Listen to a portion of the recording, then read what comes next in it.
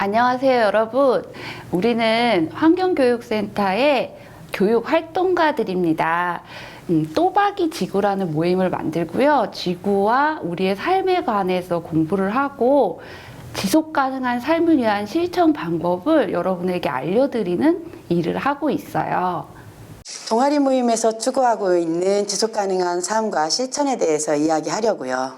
특히 왜 우리가 소비를 하는지, 우리가 소비하고 있는 것들이 지구에 어떤 영향을 주는지에 대해서 알아보려고 합니다. 우리는 일상을 살아가며 다양한 소비를 하고 있고 이것은 우리의 즐거움과 연결이 되죠. 우리의 욕구를 위해서 하는 매일매일의 소비가 지구 환경에 커다란 영향을 주고 있다고 할 수 있습니다. 이 시간에는 지구의 지속 가능성을 해치지 않는 소비는 무엇일까에 대해 이야기 나누려고 합니다. 지구를 생각하는 마음은 크지만 내가 이거 어떻게 실천해야 되지? 라고 생각하시는 분들이 저희와 함께 하셨으면 좋겠어요. 친환경적인 삶을 시작을 했는데 방법을 잘 모르시겠거나 아니면 이미 시작을 했는데 이 방법이 맞나? 라고 생각하시는 분들이 이 이야기를 듣고 공감해 주셨으면 좋겠습니다. 저희 생활은 의식주 이렇게 세 가지로 나눌 수 있는데요. 그 중에서 제일 우리 생활과 밀접한 먹거리에 관해서 먼저 이야기 나눠보려고 하는데요. 저도 이 먹거리 바꿔보려고 노력을 하고 있는데요. 도시락을 싸보기도 하고, 그리고 채식 반찬을 일부러 만들고, 그리고 밖에 나갈 땐 꼭 텀블러랑 그리고 다용 용기를 들고 다니고 있어요. 근데 그러다가 고기가 너무 먹고 싶다. 그러면 몰라 하면서 고기를 구워 먹을 때도 있는데요.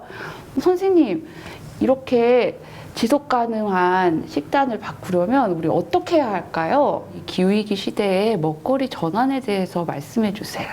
네, 요즘 기후위기 해법으로 탄소 중립에 관한 이야기를 많이 하고 있는데요.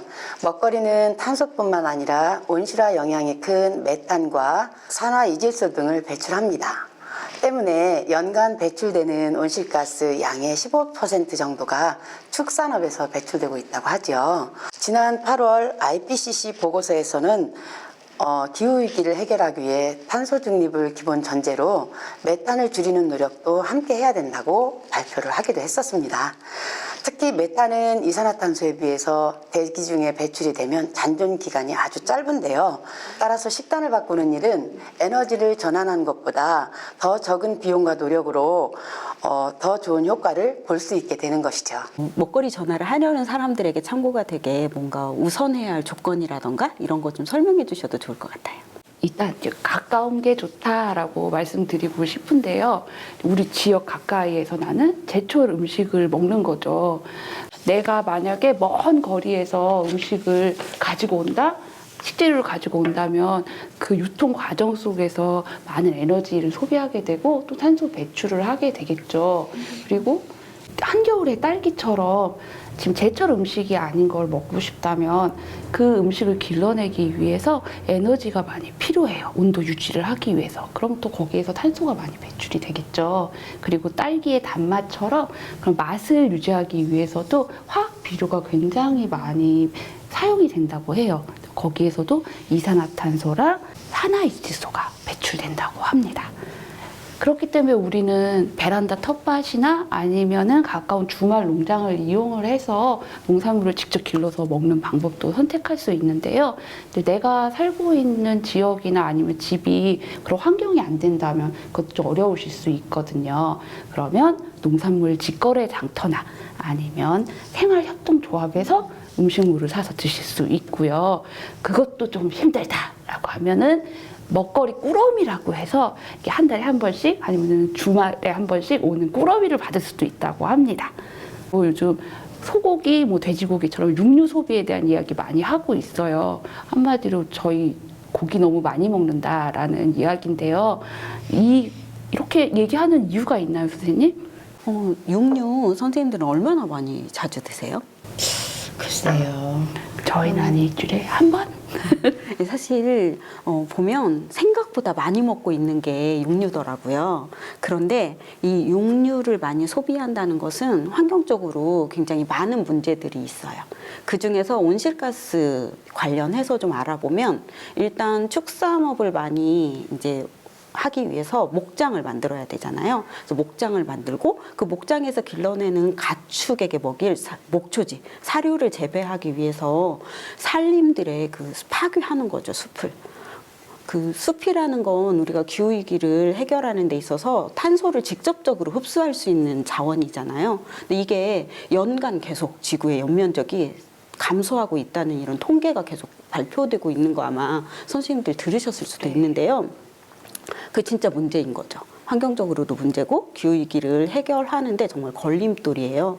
그리고 또 하나, 이 산림 파괴뿐만 아니라 이제 그 가축을 기르면서 발생하는 메탄도 엄청나죠. 아까 선생님이 몇 프로라고 했었죠? 아까 15%. 맞아요. 네. 그러니까 15%라는 게 이렇게 만들어진다는 거죠. 그래서 우리가 고기를 정말 하루아침에 끊을 수 없다면 가능하면 메탄소 좀 배출이 적은 고기 선택하는 것도 우리 기후위를 생각하는 육식하는 실천 방법 이렇게 생각할 수도 있을 것 같아요.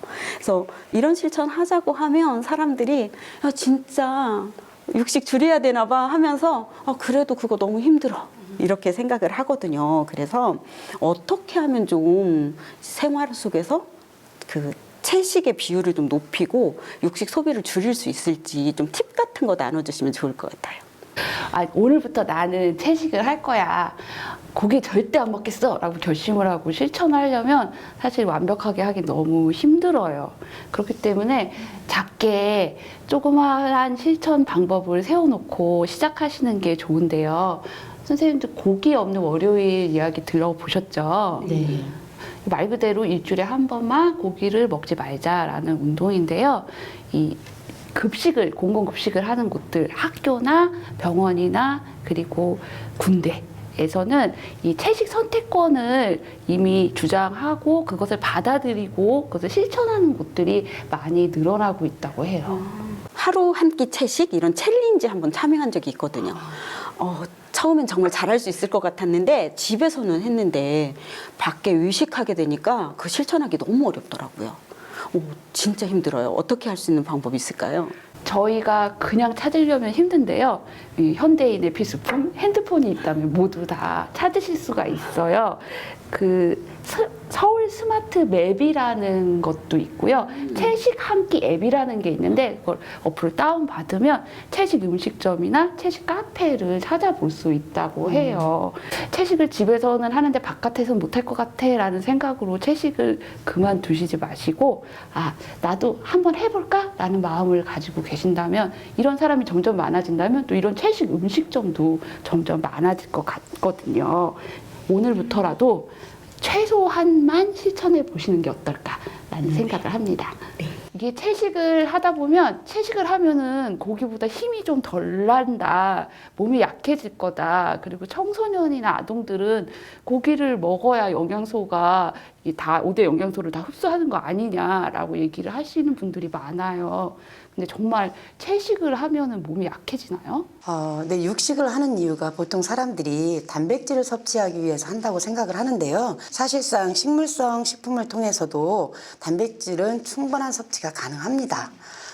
콩은 같은 양의 돼지고기나 닭고기에 비해서 필수 아미노산 함량이 높은데요. 실제로 채식으로 근육을 만드는 채식 보디빌더나 채식 운동 선수들을 방송에서 소개하기도 했었고요.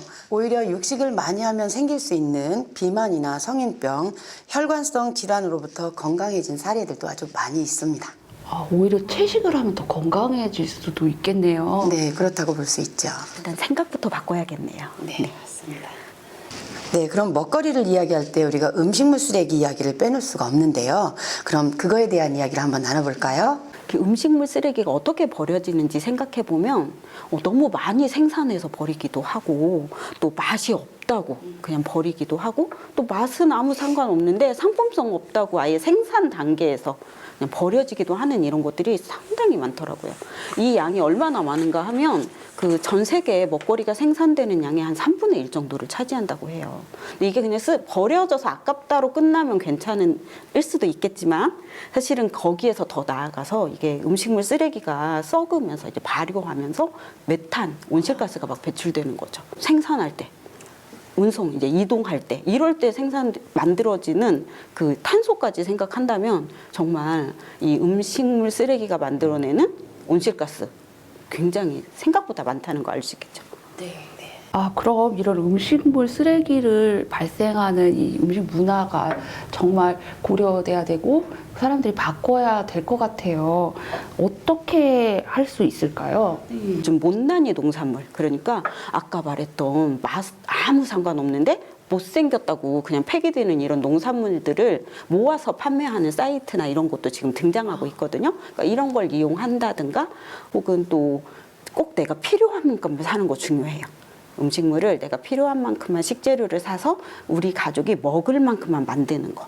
그리고 그 요리한 것을 남기지 않고 먹는 거 정말 중요하죠. 그런 것들을 바꿔나가는 거, 습관으로 만드는 것이 진짜 우리 새로 만들어 나가야 되는 식습관이고요.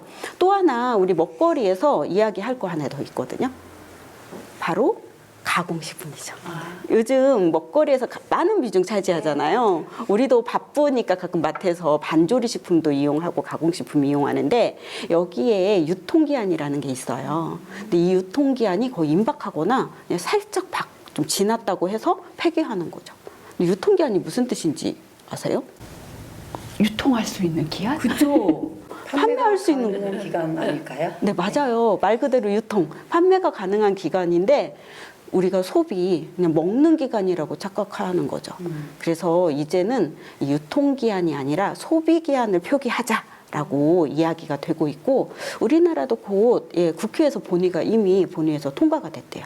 2023년 1월부터 실행이 된다고 하는데 정책적으로 실행되기 전에 이미 우리가 그걸 꼭 기억해서 실천했으면 하는 바람이 있습니다.